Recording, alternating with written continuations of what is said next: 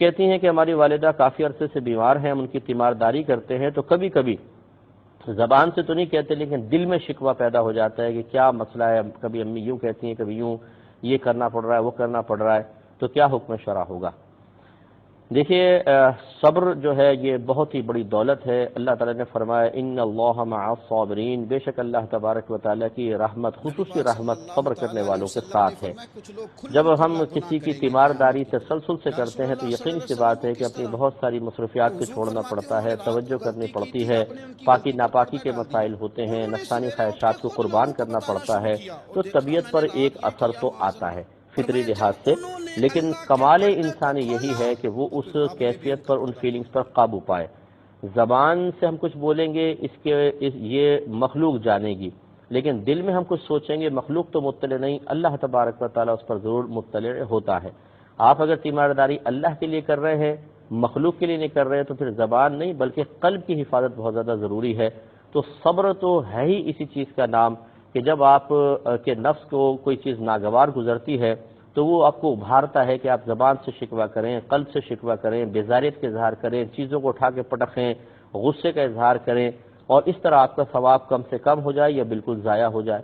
تو اگر ہم نے اپنے نفس کو ان تمام امور سے روک لیا کہ نہ قلب میں شکوہ ہے، نہ زبان میں شکوہ ہے، نہ جھنجھلاہٹ کا اظہار ہے، تو یہ بہت بڑا کام ہے۔ یہ اسی لیے تو اللہ تبارک و تعالیٰ نے فرمایا کہ ان اللہ مع الصابرین، بے شک اللہ تعالیٰ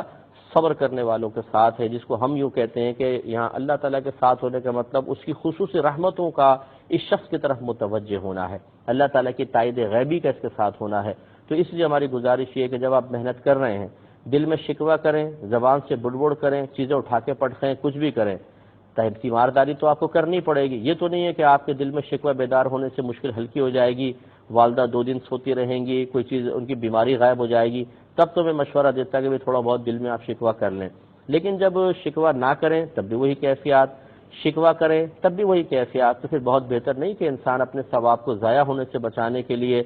صبر کرے اور اللہ تبارک و تعالیٰ سے امید لگا کر رکھے کہ اللہ تعالیٰ اس کو بے شمار برکات سے نوازے گا۔ اس لیے ہماری گزارش ہے کہ آج سے پہلے جتنا شکوہ بیدار ہوا، اللہ تبارک و تعالیٰ کی بارگاہ میں توبہ کریں اور اپنی والدہ کی خوش دلی کے ساتھ خدمت کریں، یہ سوچ کر کہ اگر آپ ان کی جگہ ہوتی اور آپ کے بچے آپ کی خدمت کر رہے ہوتے تو آپ کس چیز کی توقع کرتی، وہی اسی طریقے سے آپ ان کے ساتھ رویہ اختیار کریں۔ پھر بھی اگر بتقاضائے بشریت نادانستہ طور پہ عدم توجہی کی بنا پر کبھی زبان سے یا قلب سے شکوہ بیدار ہو جائے اور آپ اس پر مطلع ہو جائیں تو پھر اللہ کی بارگاہ میں توبہ کر لیں، پھر اللہ تعالیٰ سے رجوع کر لیں، کوئی مسئلہ نہیں ہے۔ یہ ہوتا ہے کبھی کبھار آدمی توبہ کر لیتا ہے پھر ہو جاتا ہے، تو مایوس ہونے کی ضرورت نہیں، نہ یہ سمجھے کہ میرا کوئی باطن بڑا کمزور ہو گیا ہے کہ ہم تو اپنے اوپر قابو نہیں پا سکتے۔ یہ سب کے ساتھ ہوتا ہے کہ کبھی کبھار ایسا کوئی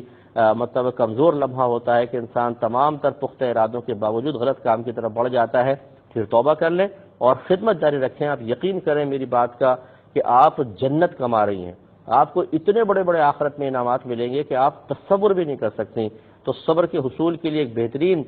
مطلب سوچ و فکر بنانے کے لیے یہ بھی ایک اچھا طریقہ ہے کہ آپ ان انعامات پر غور و تفکر کریں جو اس خدمت کے جواب میں اللہ تعالیٰ نے آپ کے لیے تیار کر رکھے ہیں۔